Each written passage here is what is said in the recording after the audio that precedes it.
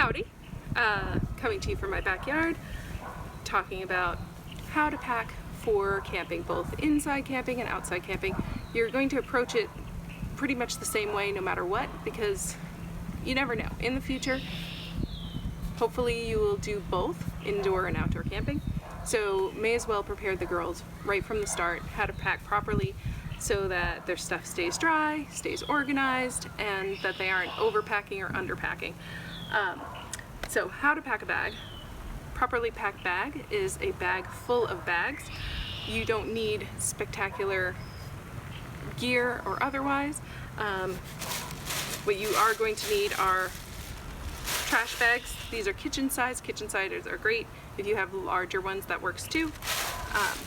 And you're also going to want Ziploc bags, preferably freezer. Freezer are better because they are thicker and less likely to tear. These are a 2-gallon size, which are wonderful for adults because typically what we try to do is pack an entire outfit for a day in your bag. For kids, especially smaller kids, gallon size is great. If gallon size is all you can get, you may not pack an entire outfit. You might have to use multiple bags for an outfit, and that's fine too. These are harder to come by. I tend to, when I see them in the store, I buy them because we go through them. Also, just as an aside, these are fantastic. You can use these to replace the Ziploc bags. Some of you probably already have them. They were from Cookie Incentives several years ago. I ended up with 2 of them.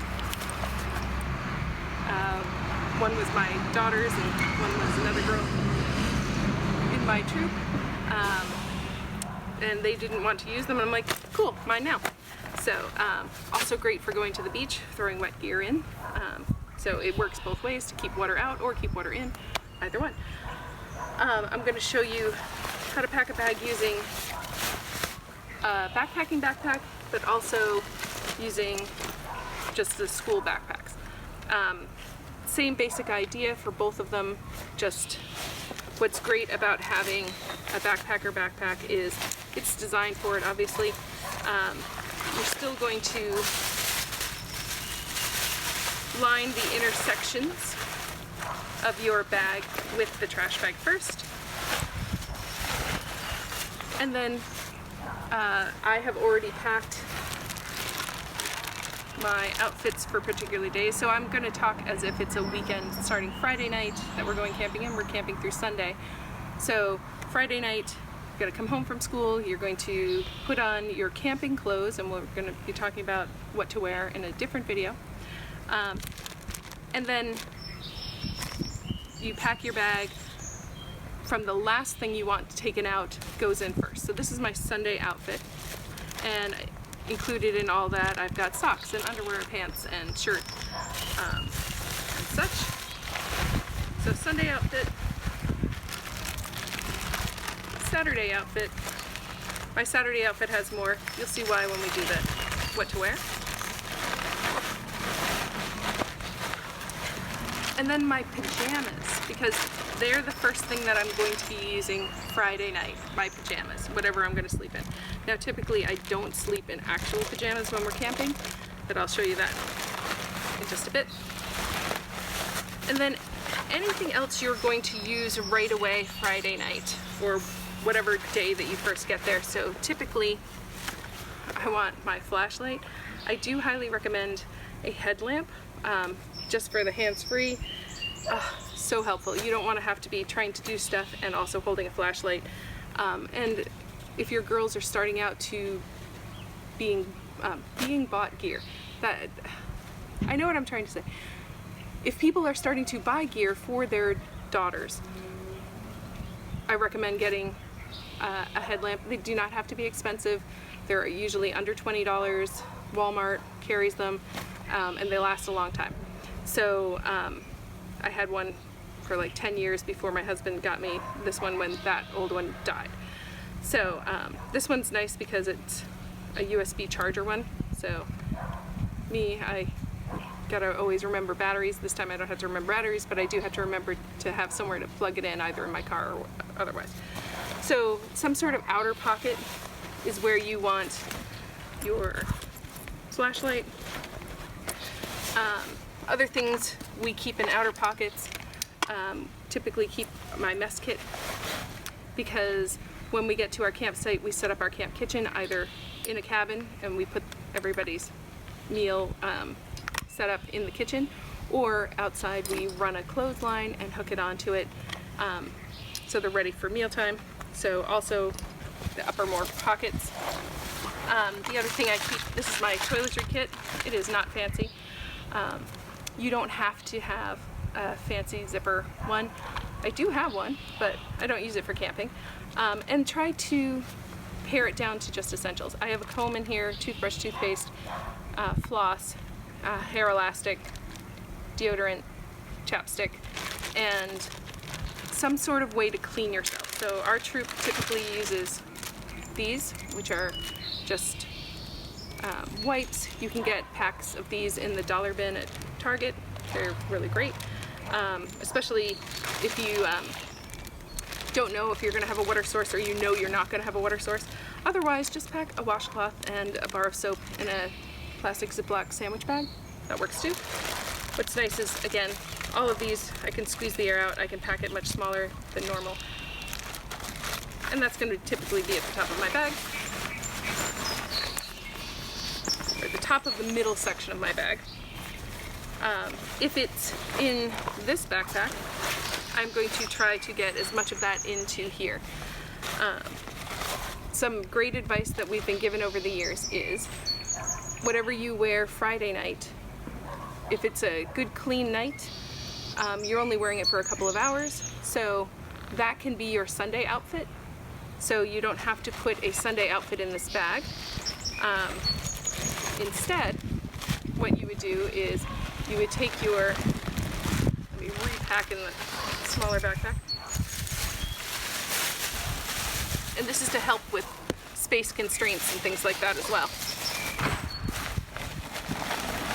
So, my large Saturday outfit. So, I put my large Saturday outfit in there. I'm gonna put my pajamas, I'm gonna put my toiletries and whatnot. Now you might be asking, well, what about that Sunday outfit? You leave it in the leader's car. It's an emergency outfit.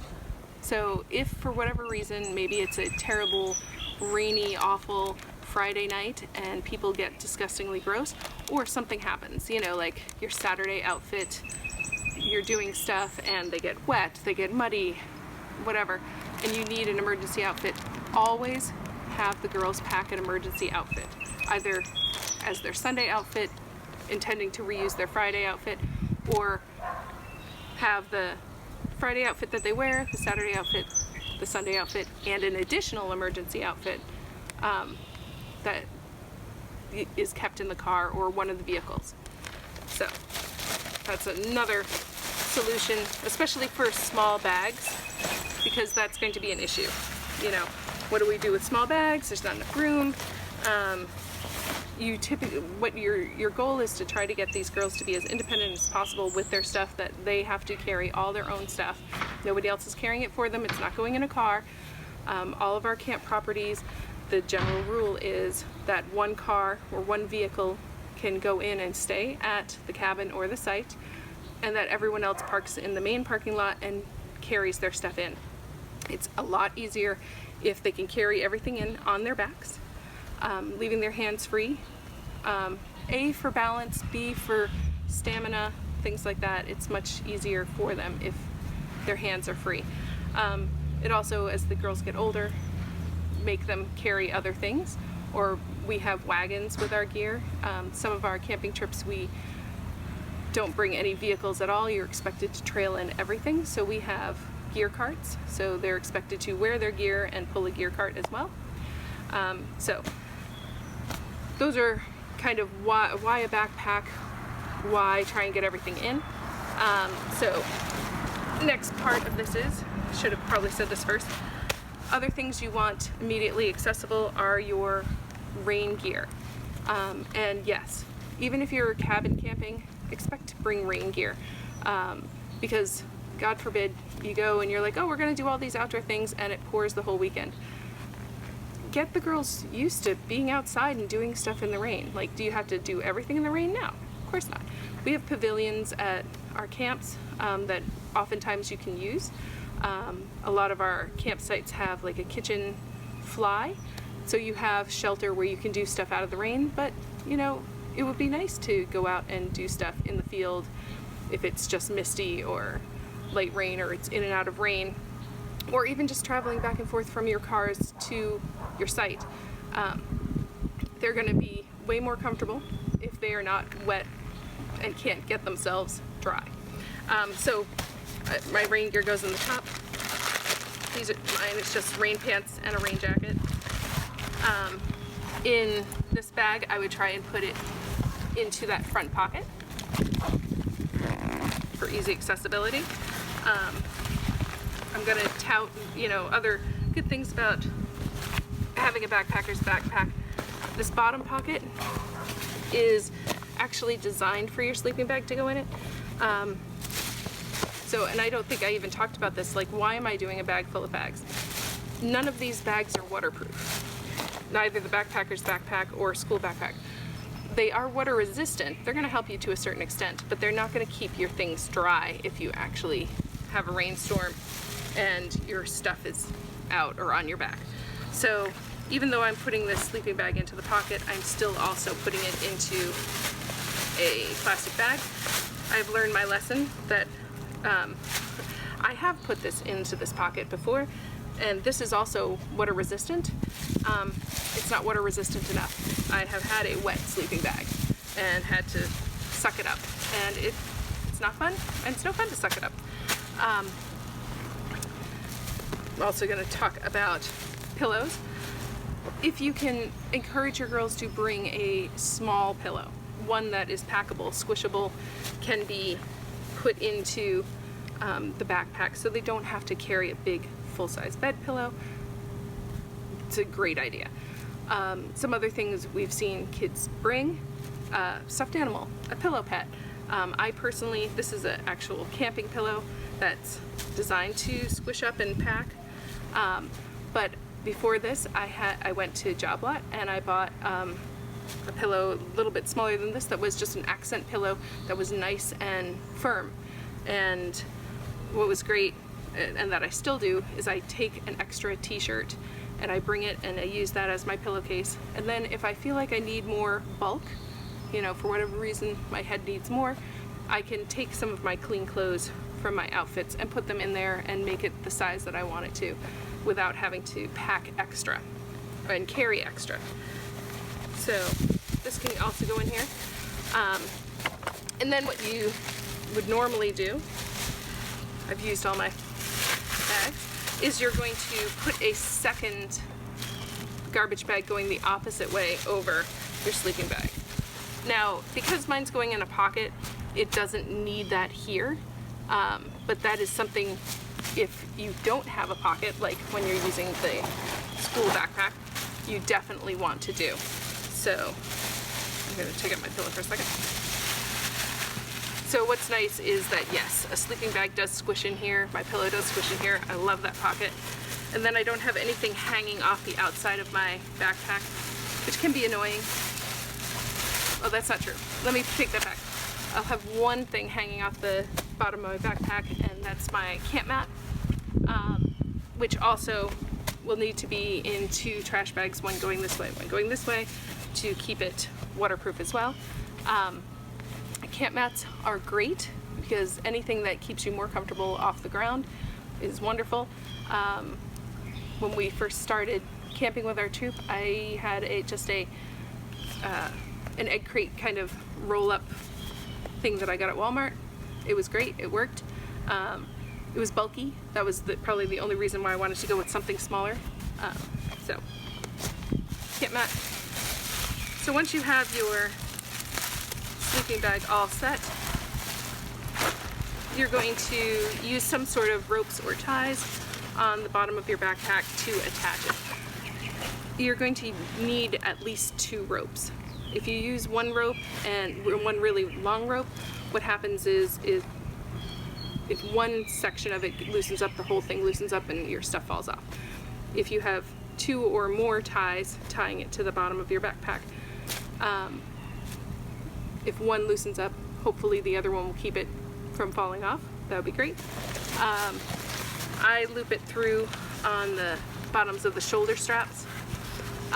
Do not use the waist strap though. One of the things you're going to want to teach your girls is the way to keep backpacks more comfortable is to use the waist strap around their waist, because it helps take some of the strain off their shoulders. So let them use their actual waist strap. At the point when they get, if they keep camping and or backpacking, the waist strap on a backpacker's backpack is essential, because you actually don't want any of the weight really on your shoulders. That's just the shoulder straps are to keep that backpack from flopping, and the weight is on your hips, which especially as women, you're going to be so much happier using your hip and thigh muscles, because that's where most of women have more muscles than we do in shoulder and arm strength. So packing bags, it's your basic packing bags. Just going to do one gear thing. If you're wondering what the heck is all this stuff over here, just some insight on sleeping bags. So this is another sleeping bag, and it is currently in this white sack. It's just cotton, muslin, and it's called an unstuffed sack. So these, the bags that you stuff your sleeping bag into to make a small cylinder, is called a stuff sack. So you don't want to keep your sleeping bag in the stuff sack at all, only when you're transporting from place to place. When you're storing it, you want to keep it in an unstuffed sack, because the material that's inside your sleeping bag has its temperature rating based on how much loft it has. If it's constantly squashed in a stuff sack, it loses its insulative value. So maybe you got this great 10-degree sleeping bag. If it's been stuffed in here, it's probably more like a 40-degree bag. And on that note, similarly, I do have recommendations if you're looking for a recommendation on what rating sleeping bag or what kind of sleeping bag to get. I do recommend, if you think you're going to be camping quite a bit and in multiple seasons, particularly earlier spring, later fall, and definitely in winter, that you're going to go with a mummy bag, which is the ones that have this hooded section, and that are, like mine is a 20-degree bag, but 20 degrees or less, 20 degrees, 15 degrees, 10 degrees. Do you really need to get a negative degree bag? Probably not, unless you're really die-hard. And especially if you're only gonna get one sleeping bag, this becomes much more useful. Like, I can unzip this to be warmer, I can use it with a sheet, so I can open it up, have a sheet, and be cooler that way, or I can pull it back over me to be warmer if it need be. I can put a fleece blanket in it for even more warmth, or even a sleeping bag liner, which I use a lot. Another way of keeping your sleeping bag for storage is this method, which is just on a coat hanger with a bar, so it is also unstuffed. This one, we put the stuff sack around the top, and then hang it in a closet if you have closet space for it. Either of these methods will help keep your sleeping bag lasting longer and being more insulative for as long as possible. All right, I'll be back with a video on what to wear.